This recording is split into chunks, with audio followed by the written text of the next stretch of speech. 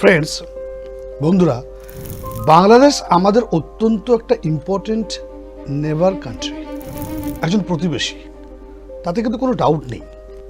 বাংলাদেশের সাথে কি আমাদের সম্পর্ক ভালো হওয়া উচিত? শুধু ভালো নয়, বেস্ট মানে সেরা হওয়া উচিত, এটাই কাম্য, এটা আমাদের বিশ্বাস। কারণ আমাদের এক দীর্ঘ ইতিহাস রয়েছে, কিন্তু দুই তিনটি বিষয় এর মাঝে বাধা হয়ে দাঁড়াচ্ছে। দু তিনটি বিষয়। রিসেন্টলি একটা বক্তব্য এসছে, আমি আপনাদের বলছি। বক্তব্যটি AKM শহীদুল করিমের। তিনি হলেন বাংলাদেশের পররাষ্ট্র মন্ত্রণালয়ের মুখপাত্র, স্পোকসপারসন। তিনি বলছেন যে বাংলাদেশের প্রধানমন্ত্রী তারেক রহমান ভারতে অবশ্যই আসবেন, এতে কোনো বাধা নেই, তবে দুটি শর্ত রয়েছে, দুটো কন্ডিশন রয়েছে। প্রথম শর্ত হলো যে শেখ হাসিনাকে বাংলাদেশের কাছে ফেরত পাঠাতে হবে, আর দ্বিতীয়ত বাংলাদেশের যে তরুণ নেতা ওসমান হাদি খুন হয়েছেন তার হত্যাকারীরা ভারতের পশ্চিমবঙ্গে লুকিয়ে আছে বলে তাদের ধারণা, তাই তাদেরও বাংলাদেশে ফেরত পাঠাতে হবে। ঠিক আছে, ম্যাটারটা ক্লিয়ার হলো, বিষয়টা স্পষ্ট। তিনি আরো বলছেন যে 5 অগাস্ট শেখ হাসিনা যে বক্তব্যটি দিয়েছিলেন, যেটি তিনি ভিডিওর মাধ্যমে প্রদান করেন, তার সেই বক্তব্য পরিস্থিতিকে আরো ডেঞ্জার বা আরো কমপ্লিকেটেড বা বিষাক্ত করে তুলেছে। বাংলাদেশ এর বিরুদ্ধে কঠোর প্রতিক্রিয়া ব্যক্ত করেছিল, এটি নিয়ে আমরা আলোচনা করব কোনো একদিন।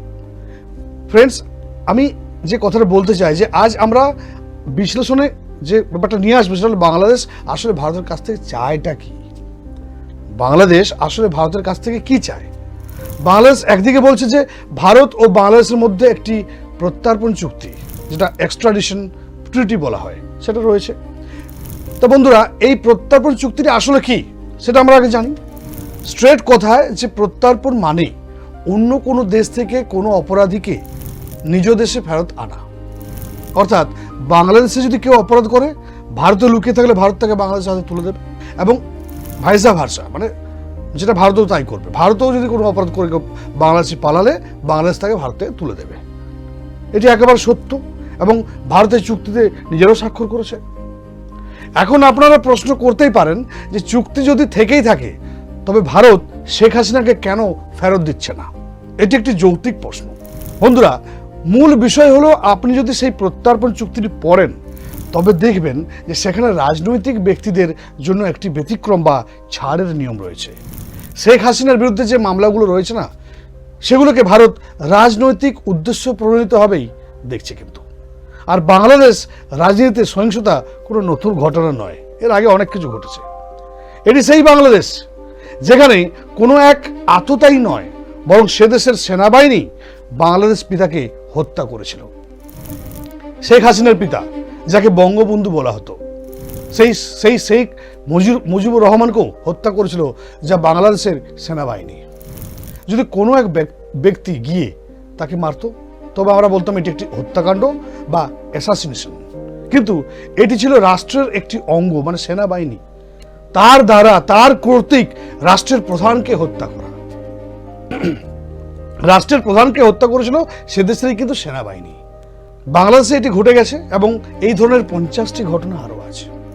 সুতরাং বাংলাদেশে রাজনৈতিক উথাল পাথাল কোনো নতুন বিষয় নয়, আর সব সময় যে রাজনৈতিক দল ক্ষমতা আসে তারা সেই কাজই করে। শেখ হাসিনাও তাই করেছিলেন। তিনি বলতেন যে বেগম খালেদা জিয়া এখন তার প্রাসঙ্গিক নন, এখন আর প্রাসঙ্গিক নন। বেগম খালেদা জিয়ার দল বিএনপি, যিনি মারা গিয়েছেন, বিএনপি যারা ক্ষমতায় রয়েছে তার ছেলেই। যখন শেখ হাসিনা ক্ষমতায় ছিলেন তখন বলতেন বিএনপি গণহত্যা চালিয়েছে, আবার এখন বিএনপি ক্ষমতায় এসছে, শেখ হাসিনা গণহত্যা চালিয়েছেন। গণহত্যা মানে জেনোসাইড, এটা কিন্তু মানে সত্যি কথা বলতে একটা বেশ ডিফিকাল্ট সাবজেক্ট, খুব কমপ্লিকেটেড একটা শব্দ, খুব গুরুগম্ভীর। এর একটা নির্দিষ্ট কারিগরি এবং একটা আইনের অর্থ আছে। কাজে সেই নির্দিষ্ট অর্থকে পাশে সরিয়ে রেখে বলতে হয় বাংলাদেশে যা ঘটেছে তা মূলত রাজনৈতিক সহিংসতা। গণহারে রাজনৈতিক সহিংসতা, কিন্তু তা গণহত্যা নয়।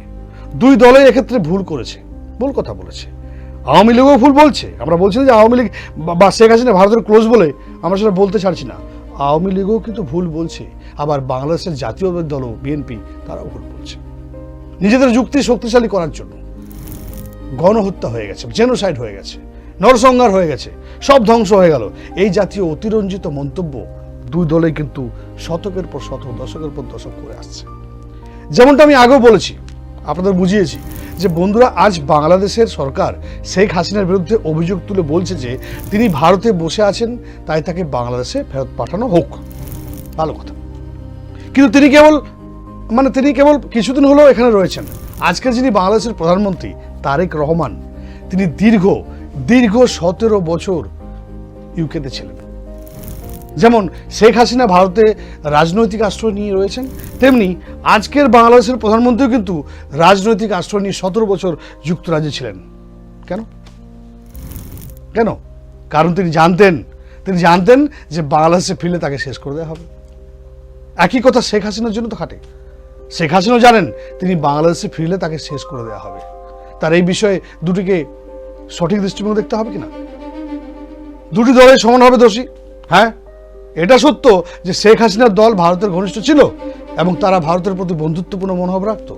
আর বাংলাদেশ জাতীয়তাবাদী দল বিএনপি দীর্ঘদিন ধরে ভারত বিরোধী অবস্থানে রয়েছে এবং অতীতে তারা জামায়াতে ইসলামীর সাথেও সরকার গঠন করেছিল। তবে যা সত্য তা সত্য, আর যা মিথ্যা তা মিথ্যা। কয়েনের এপিঠ, ভারত বান্ধব বলেই মিথ্যা কখনো সত্য হয়ে যায় না, আর সত্য যা তা সত্যই থাকে। এবার দ্বিতীয় প্রসঙ্গে আসি। ভারতে অনেকের মধ্যেই একটি ধারণা রয়েছে যে আমরা যদি বাংলাদেশকে একঘরে বা আইসোলেট করে দিই, তাদের সঙ্গে কথা না বলি, তবে বাংলাদেশ চীনের কোলে গিয়ে বসবে। কিন্তু সত্যি বলতে, আপনি তাদের বিচ্ছিন্ন করুন বা না করুন, তারা সেদিকেই যাবে, চীনের কাছেই যাবে।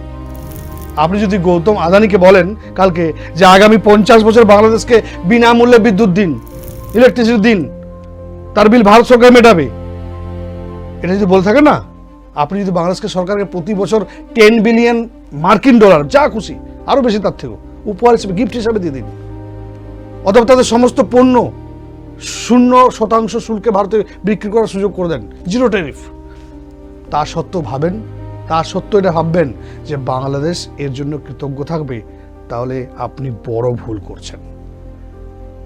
ভুল করছেন ভারতবাসী হিসাবে। যে দেশ নিজেদের সৃষ্টির সময়ই কৃতজ্ঞতা প্রকাশ করেনি, যখন আমরা একটা নতুন দেশ গড়ে তাদের হাতে তুলে দিয়েছিলাম, আপনার কি মনে হয় তারা নিজেরা সেই দেশ তৈরি করতে পারতো? ভারতীয় সশস্ত্র বাহিনী, আর্ম ফোর্স বাংলাদেশকে মুক্ত করেছিল, বাংলাদেশের মধ্যে দেশটিকে স্বাধীন হতে সাহায্য করেছিল।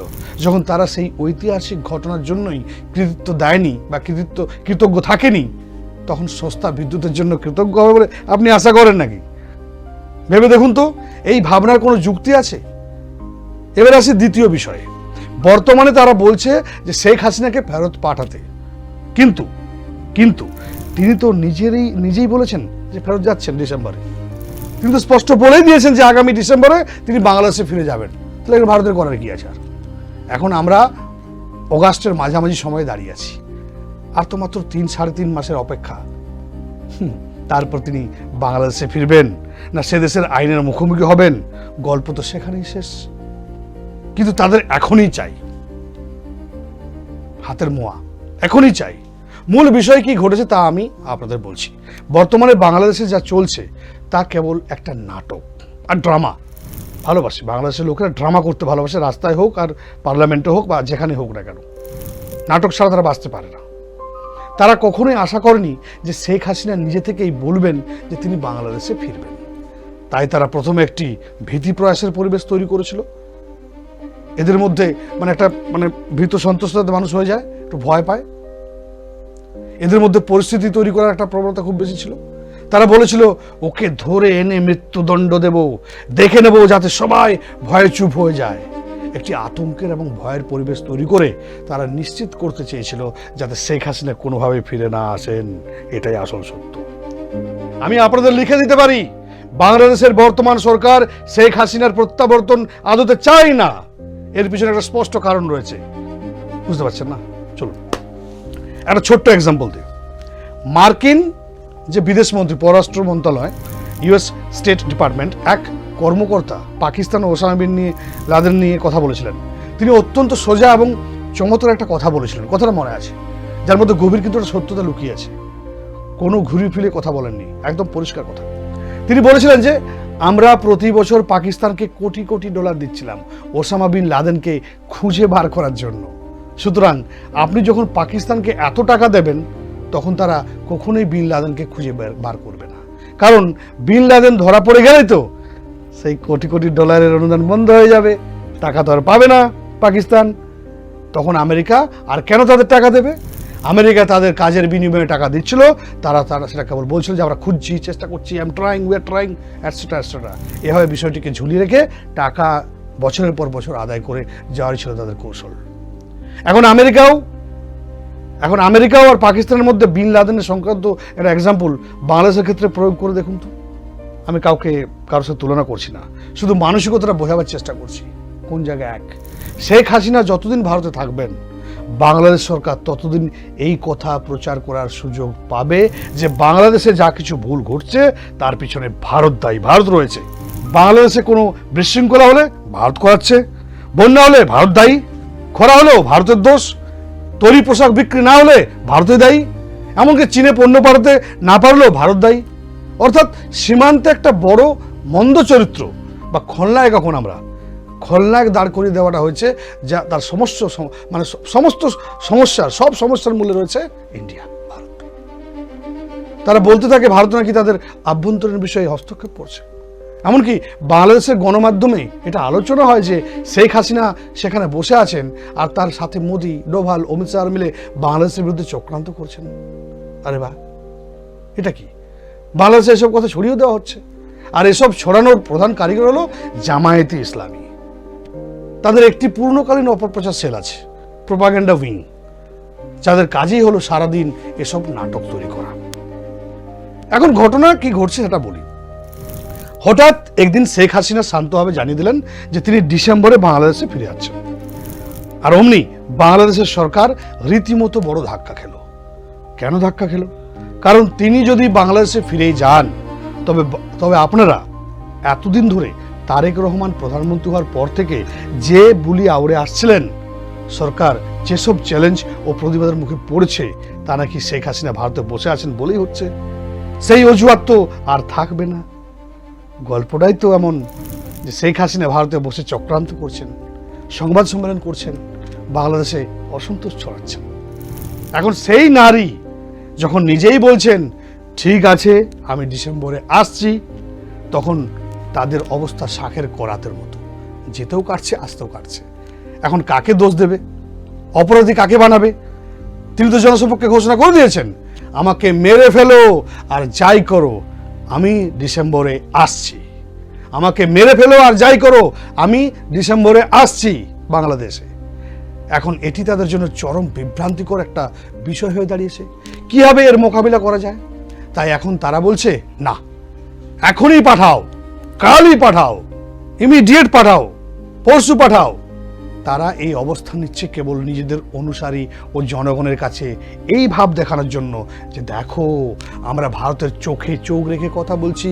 আরে ভাই, তিনি তো নিজেই আসছেন, তিনি তো বলে দিয়েছেন তিনি বাংলাদেশ ফিরছেন, আর মাত্র 3-3.5 মাসের বিষয়। তার সুবিধাজনক সময় তিনি ফিরে যাবেন, তিনি প্রকাশ্যে প্রতিশ্রুতি দিয়েছেন। তো শেখ হাসিনা বাংলাদেশে ফিরে গেলে সেখানে জাতিসংঘ, ইউএন থেকে শুরু করে বিশ্ব গণমাধ্যমের নজর থাকবে। তারা হয়তো তাকে কারাগারে বন্দি করতে পারবে, কিন্তু তার প্রাণহানি ঘটানো বা যা খুশি তা করা তাদের পক্ষে পসিবল হবে না, সম্ভব হবে না। কারণ আন্তর্জাতিক নজরদারি অনেক বেশি থাকবে। আর এই মুহূর্তে আমেরিকারও বাংলাদেশের কোনো প্রয়োজন নেই। এটুকু বলে রাখি, আমেরিকার বর্তমানে প্রয়োজন পাকিস্তানকে, বাংলাদেশকে অত প্রয়োজন নেই। সেই কারণেই ইমরান খান জেলে থাকা সত্ত্বেও ডোনাল্ড ট্রাম্প চোখ বন্ধ করে ঘুমোচ্ছেন, দেখেও দেখছেন না। কারণ আমেরিকার যাবতীয় জটিল কাজ, যেমন ইরান বিষয়ক পরিকল্পনা বা প্রতিরক্ষা চুক্তি, পাকিস্তানকে দিয়ে করাতে হবে। ওদেরকে তো লেজটা নাড়াতে হবে, বিস্কুট দিলে লেজ নাড়ে পাকিস্তান। যত খারাপ কাজ পাকিস্তানকে দিয়ে করাতে হবে, আর ওর রাজি, তাতে খুশিও। আপনারা জানেন যে ডোনাল্ড ট্রাম্প সম্প্রতি একটি প্রতিরক্ষা চুক্তি স্বাক্ষরের পর অনুমোদন জানিয়ে বলেছেন যে তিনি খুব সন্তুষ্ট, এই কাজের চুক্তিটা হয়েছে, খুব সন্তুষ্ট। কিন্তু আমরা জানি ভিতরে গল্পটা কি। যাই হোক বন্ধুরা, আমি যেমনটা বলেছিলাম যে আমেরিকার বর্তমানে বাংলাদেশকে নিয়ে কোনো মাথা ব্যথায় নেই, কোনো আগ্রহ নেই, কোনো ইন্টারেস্ট নেই। একসময় তারা মোহাম্মদ ইউনূসের নামের একটি কুশপুতুল বানিয়ে বসিয়েছিল, কিন্তু ইউনূস এখন দৃশ্যপট থেকে গায়েব। এখন নতুন কোনো পাত্রের উপর তাদের বিশেষ কোনো নজর নেই। তারা দেখছে ঠিক আছে, কাজ চলছে, চলুক। চীন হয়তো সামান্য আগ্রহ দেখাচ্ছে, তবে তারাও যে খুব গভীরে যাচ্ছে তা না, কারণ চীন নিজেও অন্যান্য জায়গায় কিন্তু অনেক ব্যস্ত। চীন শুধু নিজের রাজনৈতিক চালগুলো বুদ্ধিমানের মতো চাললে চেষ্টা করছে। এখন অপেক্ষা ও পর্যবেক্ষণ, ওয়েট অ্যান্ড ওয়াচ নীতি গ্রহণ করেছে চীনও, দেখে যাচ্ছে।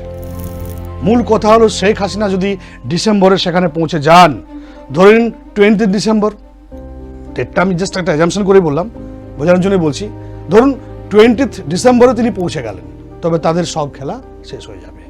সেই একই কথা, টাকা নাও আর খুঁজতে থাকো, তাই কেউ আর তাকে খুঁজছে না। তিনি যদি সেখানে গিয়ে পৌঁছান, বিমানটি যদি ঢাকা আন্তর্জাতিক বিমানবন্দরে অবতরণ করে, ল্যান্ড করে, তবে বিশ্ব গণমাধ্যম, যে পুরো ওয়ার্ল্ডের যে পাবলিক যে মানে মিডিয়া, সেখানে উপস্থিত থাকবে। পুলিশ এসে তাকে গ্রেপ্তার করে বলবে, madam you are under arrest, আপনাকে গ্রেপ্তার করা হলো। এরপর তাকে নিয়ে যাওয়া হবে, টানা 3-4 দিন ধরে তাকে জিজ্ঞাসাবাদ করা হবে, আপনি এটা কেন করলেন, গণহত্যা কেন করলেন, অমুককে কেন মারলেন, এইসব নাটক চলবে। তারপর তাকে একটি ভিআইপি কারাগারে পাঠানো হবে এবং বিচার কাজ শুরু হবে, যেমনটি খালেদা জিয়ার ক্ষেত্রে হয়েছিল। এমনিতে তার অনুপস্থিতিতে বিচার করে সাজা ঘোষণা করা হয়েছে। এখন জাতিসংঘ মানে ইউএন এই বিষয়ে হস্তক্ষেপ করবে। তারা কখনোই আশা করেনি যে শেখ হাসিনা এমন পদক্ষেপ নেবেন। বাংলাদেশ সরকারের আচরণের এই হঠাৎ পরিবর্তন এসেছে, কারণ তারা ভাবতেই পারেনি শেখ হাসিনা নিজে থেকে ফেরত আসার কথা বলবেন। তাদের পুরনো পরিকল্পনা এখন সব ভণ্ডুল হয়ে গেছে, তাই এখন তারা বলছে না, এখনই পাঠাও। আরে ভাই, এখনই কেন পাঠাতে হবে? তিনি তো বলে দিয়েছেন তিনি আসছেন, গল্প তো সেখানে শেষ। তিনি আপনার দেশের সাবেক প্রধানমন্ত্রী, বলে যাচ্ছেন, এবং শেখ মুজিবুর রহমানের কন্যা। তিনি ডিসেম্বরে আসার কথা ঘোষণা করেছেন। প্রধানমন্ত্রী, একটু তো শুনুন, 3 মাস তো ওয়েট করে যান না। কিন্তু তারা ডিসেম্বর পর্যন্ত অপেক্ষা করতে চাইছেন না, কারণ ডিসেম্বরে তিনি ফিরে এলে রাজনৈতিকভাবে তাদের পরাজয় নিশ্চিত। তাদের জয় কেবল তখনই দেখানো সম্ভব যদি তারা ভারতকে বলতে পারে, আমাদের প্রধানমন্ত্রী ভারতে যাবেন না যতক্ষণ না এটি হচ্ছে, সেটি হচ্ছে, এটা হচ্ছে। আরে ভাই, নাহলে আসবে না, নাহলে না আসবে, তাতে ভারতের কোনো ক্ষতি নেই। ক্ষতি পুরোটাই বাংলাদেশের। $12 বিলিয়ন যে ট্রেডটা হয় না, তার পুরোটাই কিন্তু বাংলাদেশের উপর বেশি হয়। ভারত সামান্য মাত্র ক্ষতি হবে, অল্প হবে, কিন্তু পিঁপড়ে কামড়ানোর মতো। বাংলাদেশের এমন কিছু দেওয়ার নেই যে ভারতের খুব প্রয়োজন। কিন্তু ভারত যদি সমস্ত পথ বন্ধ করে দেয়, তবে বাংলাদেশের জন্য পরিস্থিতি কিন্তু অত্যন্ত কঠিন হয়ে পড়বে। আপনাদের সামনে মানচিত্র রয়েছে তো, একটু বাড়তি খুলে বাংলাদেশের লোককে বলবো, বাংলাদেশের মানচিত্র যেটা আছে না, একটু খুলে দেখুন। দেখুন ভারতের অবস্থানটা কোথায়, আর বাংলাদেশের প্রধান রপ্তানি বাজারগুলোই বা কোথায়। মানচিত্রের দিকে তাকালেই আপনারা বুঝতে পারবেন আমি কি বলতে চাইছি, এবং ঢাকায় বসে তারা কেন এত চিন্তিত। দেখতে থাকুন আরোহী নিউজ বাংলা। ভালো থাকবেন।